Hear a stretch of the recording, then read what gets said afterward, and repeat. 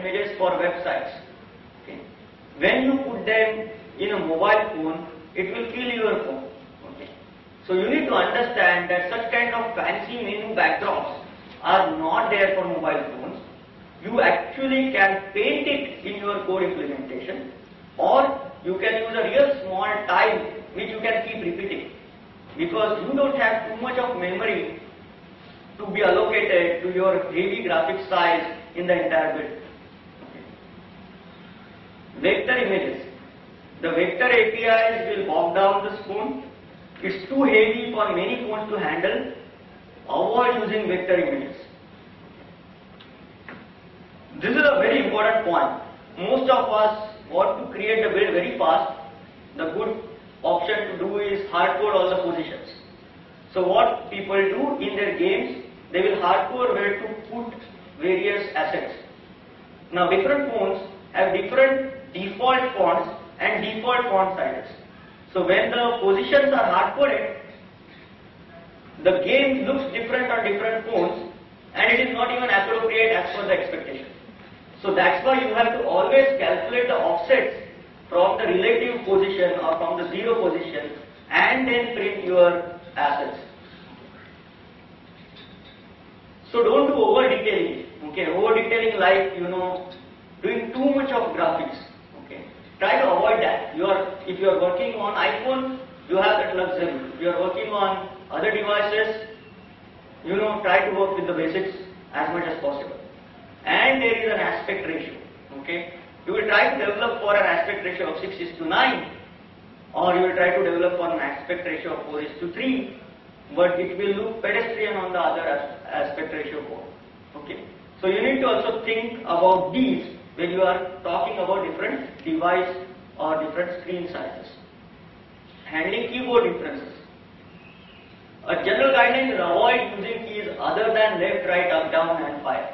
Okay, gamers understand these keys. If you try to put a key like 7, number 7, number 3, number 4, you have to give a guide which nobody reads. Nobody reads user guides. Nobody reads what are the instructions to play.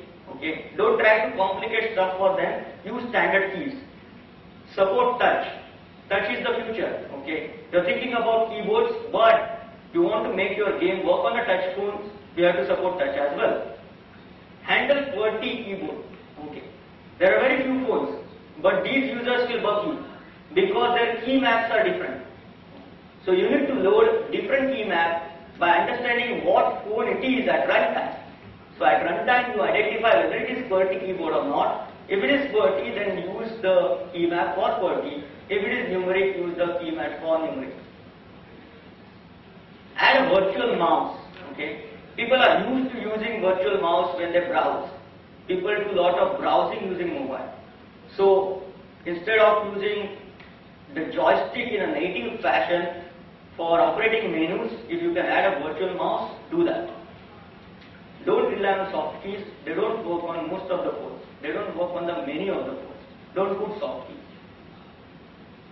Externalizing parameters, standard stuff. Implement intelligent device detection. Based on that, load the config. Load the URLs externally. Your code must not contain any numbers other than these. Don't put any magic numbers. Everything should be externalized. Give the build to test early, and I want to explain this point. So again, we are coming to the iPhone Tetris example. Okay. The way to do your project is all your config must be loaded from a config file available on the web. So the scoring, how much score to be given for 1 point, how much score to be given for level completion, how much time clicks should pass between two events, how much delay to be given. Everything should be externalized. Give the build to your developer or give the build to your tester or designer. If he is not happy with the behavior, ask him to edit the file on the web. The game behavior will directly change. So you don't have to run this iteration of he sending you that change the level, change the difficulty, you change it in the code, you send the build back, he tests it, he again gives you a feedback. Rather than that, give him a config file, which you can change on the web, the game behavior should reflect that change. That's the easiest way to keep your development time as minimal as possible. Double buffering. It is not supported on phones by default. And do not try to use that implementation. It is our experience that the implementation on phones are buggy. However, you have to use double buffering if you are using animations or anything which is fancy.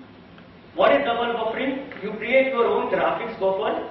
You keep painting things in that graphics buffer, and whenever you are ready, you change the screen buffer with this graphics buffer. Okay? So in background you are changing the scene, you are not changing it on the screen. When the scene should be shown to the user, you just swap the buffers. This is called as double buffering. Okay? It's a standard technique. You can implement animation using double buffering. If you want to learn about how to support sprites or how to support double buffering, just Google for BitBLT. BitBLT is a standard operation used in gaming development. Double buffering is its equivalent.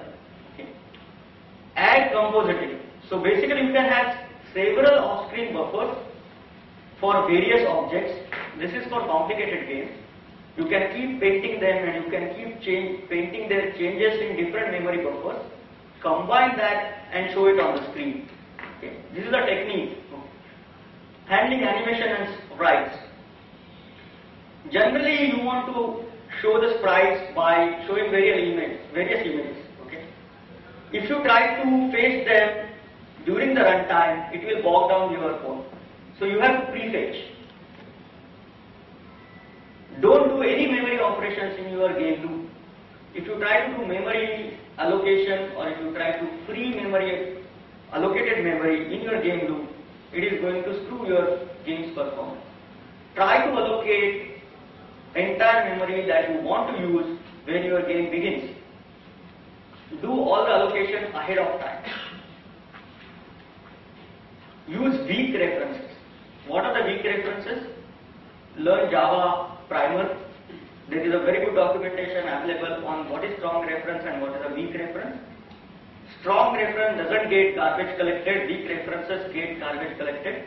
If you are using weak references in your game code, chances are high that when the object is not being used, it will get garbage collected and your phone's game will have good enough memory to operate. Use sprites. Use object pooling. What are sprites? Generally, these are multiple images combined into a single image. What does it achieve? Let's say you have 10 JPEG files or you have 10 PNG files. Each file has its own header information. This header information is getting repeated in all of the files and it is going to take a space of your total build size. Instead of that, you just have all of these images in one single image. Okay? And pick up the appropriate position of that image or appropriate window where your image lies. This is called as using sprites. This will save the space for you. Again, let me repeat, use double buffering for animation. And finally, keep your animation threads separate from your game loop. This is a bit going into the technical aspect of game development. I will not touch it, but please remember. Sound. Again, prefetch the sound files. Don't try to load them at runtime because it will bog down the game's performance. You can use the same technique like sprites for sound files.